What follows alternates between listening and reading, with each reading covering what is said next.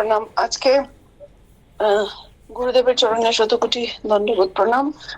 আর ভক্তদের চরণে, সমস্ত ভক্তদের চরণে শতকোটি দণ্ডবোধ প্রণাম দিয়ে আমি বাবার একটু লীলামৃত কথা, ওনার যে উনি যে কিরকম অন্তর্যামী, উনি আমার জীবনে কি কি লীলা করেছিলেন এবং কি কি এখন যখন চিন্তা করি কি কি মানে সুন্দর, মানে এগুলো ভাষাও বর্ণন করা যায় না। কীর্তিও বলতে পারি আর সুন্দর লীলাও বলতে পারি। এগুলো আমার মনে পড়ছে। তো গতবার আমি বললাম 2003 অব্দি যে খারুভাজের বিষ্ণু যজ্ঞ, সেটা পর্যন্ত বলেছি। তো আজকে বলছি 2003 আর 2004 দুটো মিলিয়েই, কারণ 2004-এর জুলাই মাসে আমি বিদেশে চলে যাই। কিন্তু তার আগে বাবার সাথে আমি ঘুরেছি একটু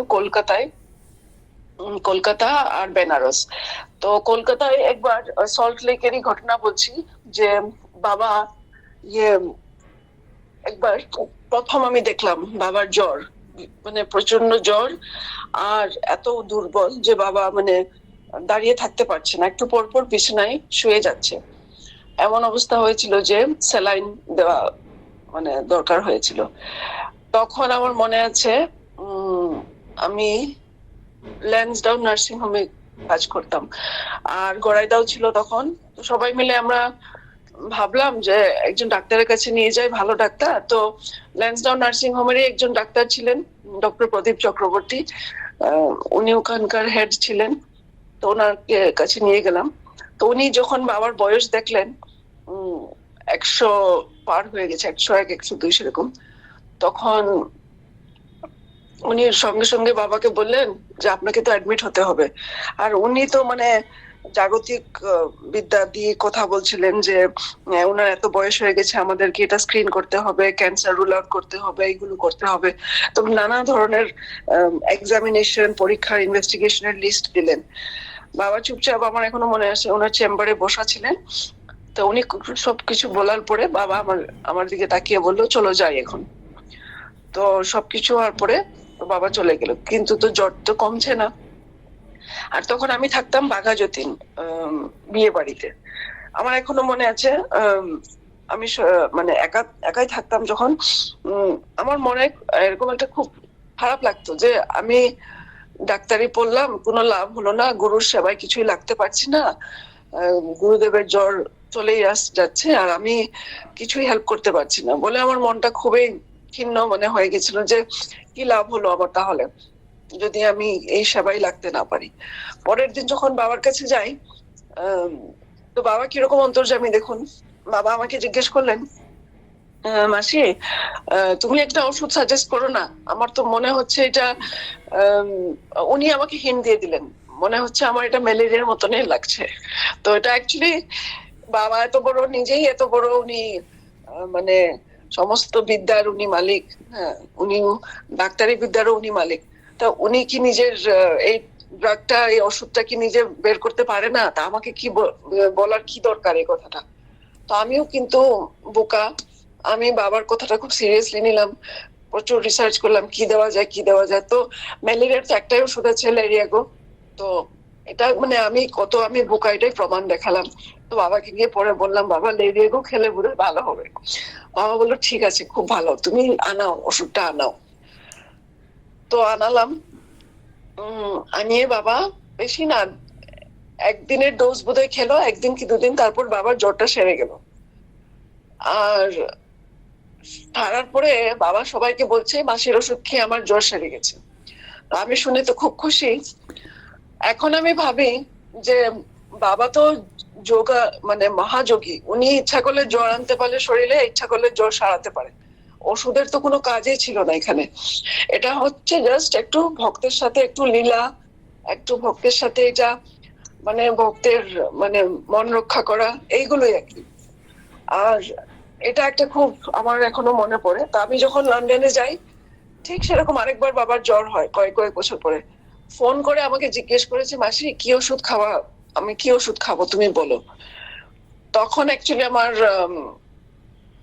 মানে উত্তরে আমি বলেছিলাম যে বাবা তুমি কি ওষুধ খাবে এটা তো তুমি বেশি ভালো জানো আমার থেকে।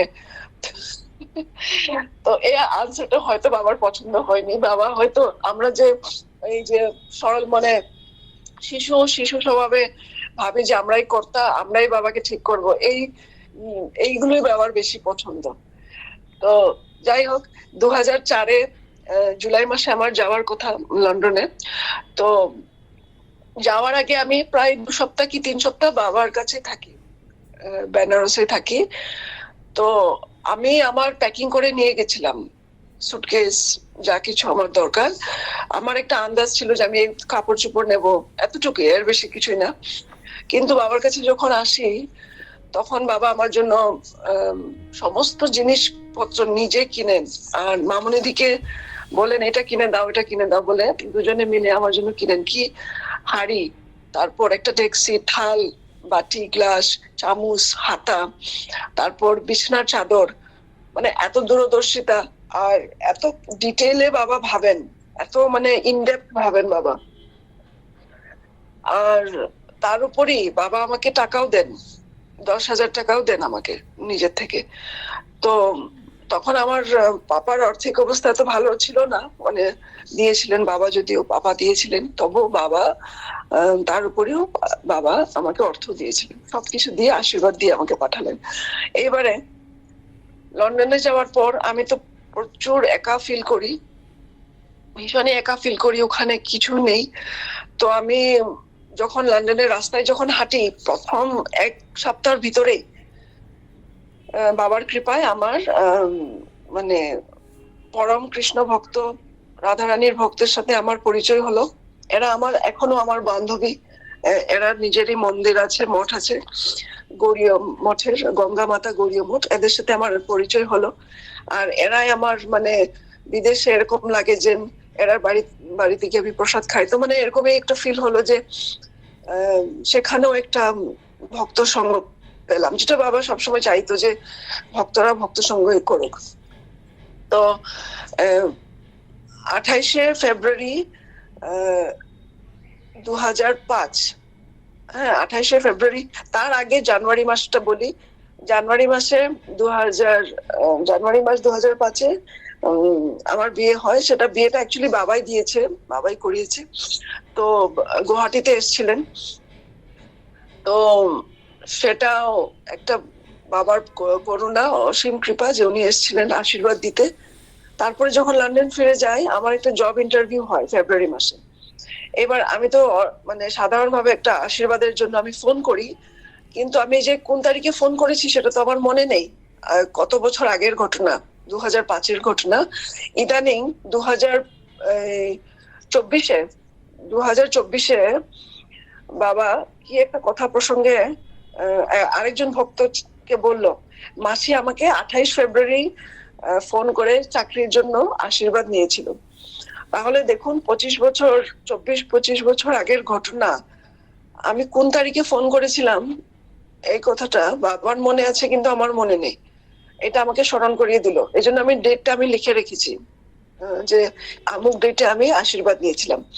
ঠিক আছে। তারপর যেরকম আমি আগের বার বললাম যে মাত্র 2টো সিট ছিল সাইকিয়াট্রিতে, যেটা বাবাই বলেছিল আমাকে সাইকিয়াট্রি লাইনে পড়তে।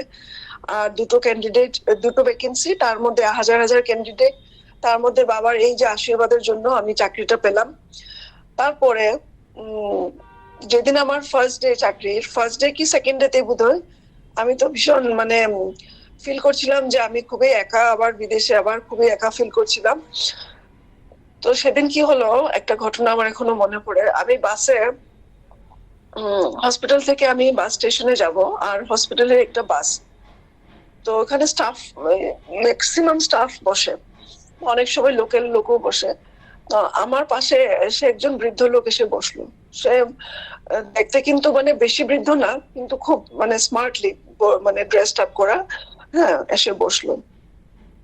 এসে বসে কোনো পরিচিতি নাই, কিছু নাই, আমাকে মানে এক ধারে আমাকে উপদেশ দেওয়া শুরু করলো। ও না আমাকে আমার নাম জিজ্ঞেস করেনি, আমি কি করছি ওটাও জিজ্ঞেস করেনি। আমার লাগলো যে উনি, তখন আমি বুঝলাম যে উনি হয়তো মানে আমি দেখতে হয়তো নতুন ছিলাম, এই জন্য বোধহয় উনি উপদেশ দিচ্ছে। কিন্তু এখন ভাবি যে উনি যেগুলো আমাকে উপদেশ দিল, সেটা আমার 25 বছর মানে বাইরে বিদেশে থাকার আমার 20 বছরের বেশি ওটা আমার কাজে এসছে। কেন, কি কি উপদেশ দিল আমাকে, মানে এখানকার মেন্টালিটি, এখানকার সাদা লোকদের, বিদেশি লোকদের মেন্টালিটি কিরকম, এদের সাথে কিভাবে আমাকে ব্যবহার করতে হবে, এদের মনটা কি কিরকম আমাকে বুঝতে হবে, মানে এইগুলো কথা কিন্তু বাবা ছাড়া আর কেউ আমাকে বলবেই না। উনি কে ছিলেন যে আমার কাছে সেগুলো মানে উপদেশ দিয়ে গেলেন, এরপরে উনি বাস থেকে নেমে গেলেন, আর আমি ওনাকে থ্যাংক ইউ বলারও সুযোগ পেলাম না। কিন্তু উনি একদম নিজের আপন জনের মতন আমাকে উপদেশ দিলেন। তো এটার জন্য আমি খুবই কৃতজ্ঞ। তো এরপরে তো থাকলাম বাইরেই, মানে চাকরি করছি, ইয়ে করছি। 2008-এ একটা খুব মানে বড় ঘটনা ঘটে আমার জীবনে। সেই ঘটনাটা আমার প্রত্যক্ষ এখনো মনে আছে, কি করে বাবা আমার জীবনটা বাঁচায়। 2008-এ একটা খুব বড় দুর্ঘটনা হয়। দুর্ঘটনাতে আমার বোন কিন্তু প্রাণ রাখে, বা বোন বাঁচে না, কিন্তু আমার প্রাণও সংকটে ছিল। আমি খুব ডিটেলে যাব না, এটা আরেকটা দেশে হয়েছিল, আর আমি কয়েকদিনের জন্যই গেছিলাম ওই দেশে। তো তখন যখন দেখছি আমার বোনকে খুঁজে পাচ্ছি না, আমার তো টেনশন হচ্ছে বোন কোথায় গেল কোথায় গেল। তো আমি বিদেশ থেকে বাবাকে ফোন করেছি, এটা আরেকটা দেশ ইউরোপের, ওখান থেকে আমি বাবাকে ফোন করেছি। বাবা ফোন ধরা মাত্রই আমাকে বললো, মাসি তুমি শীঘ্রই তুমি চলে যাও, তুমি বাড়িতে ফিরে যাও, তোমার প্রাণ সংকটে আছে, তোমার প্রাণ সংকটে আছে, বারবার এটাই বলছে। আর আমি তখন বাবার কথা তো কিছুই বুঝতে পারছি না, এদিকে আমার বোনকেও খুঁজে পাচ্ছি না, টেনশন। আর এদিকে আমার বাবা, আমার গুরুদেব এটা বলছে, কিছুই আমি কনফিউশন, আমি কিছুই তো বুঝতে পারছি না। তারপর আমি বাবার কিন্তু কথা শুনলাম, বাবার কথা শুনে আমি যেটা আমার থাকার ছিল বিদেশে, ওটা না থেকে আমি মানে ওই যে আরেকটা দেশে না থেকে আমি সঙ্গে সঙ্গে লন্ডনের বাড়িতে ফিরে চলে আসলাম। ফিরে চলে আসার কয়েকদিন বাদে আমি বুঝতে পারলাম দুর্ঘটনাটা কি হলো। আমি যদি সত্যি থাকতাম ওখানে বাবার কথা না শুনে, তাহলে আমার প্রাণ সংকটে, মানে সত্যি সত্যি প্রাণ সংকট ছিল আমার। এটা অনেক বছর পরে বাবা আমাকে বলল যে তোমার বোন কি করে মারা গেল সেটা আমি দেখেছি, আমি ছিলাম, তোমার বোন কি করে কি হলো। তখন তো আর বাবা বললে তো আমি তো ওখানে আমি হার্ট ফেল করতাম, বা আমার কিছু একটা মানে আমি মানে আমার সামলাতে পারতাম না। তো সেজন্য বাবা ওটা না বলে আমার প্রাণটা রক্ষা করলো, তারপরে আমাকে ডিটেল বললো যে উনি ছিল, উনি দেখেছে। তো এই কথাগুলো কে বলতে পারে? এটা কি কোনো সাধারণ লোক বলতে পারে, নাকি স্বয়ং ভগবান বলতে পারে যে আমি ছিলাম সেখানে, তোমার বোন এটা কাজ করছিল, এই তোমার বোনের সাথে বোন খুব ঝগড়া করছিল। এইগুলো অন্তর্যামী না হলে, এইগুলো যদি বাবা আমার বোনের ভিতরে বসে না থাকে, কি করে বুঝতে পারে? আর তারপর আমাকে আবার এইগুলো কথা কি করে বলে? আর আমার প্রাণ সংকট তো সত্যি ছিল, সেটা আমি তো প্রমাণ পেলাম পরে, কিন্তু বাবা বেনারস থেকে কি করে বুঝতে পারে? এটা তো একটা বিস্ময় জাগে। আর এটাই হচ্ছে বাবার মহিমা, বাবার কৃপা। তো এখন আজকে আমি এখানে আমি বিরাম দিলাম। আমি কালকে আবার চেষ্টা করব আরেকটু কথা বলার। আর বাবার সাথে আমার কিন্তু বেশি ঘুরিনি কোভিড এর আগে, কোভিড এর পরে যা ঘোরা, তো কোভিড এর পরে আমার অনেক কিছু আছে বলার, কিন্তু তার আগে বেশি নেই। কালকে আমি চেষ্টা করব বলার যে বাবা 2011-তে যখন লন্ডনে এসেছিলেন, তখন বাবা কি কি উপদেশ দিয়ে গেলেন সবাইকে, আর কি কারণে বাবা এসেছিলেন, এই যে বাবার বিদেশ যাত্রাটা। সবাইকে প্রণাম। ওম বঞ্চকাল্পতরুভ্যশ্চ কৃপা সিন্ধু প্রভৃতি বৈষ্ণবেভ্যো নমো নমঃ।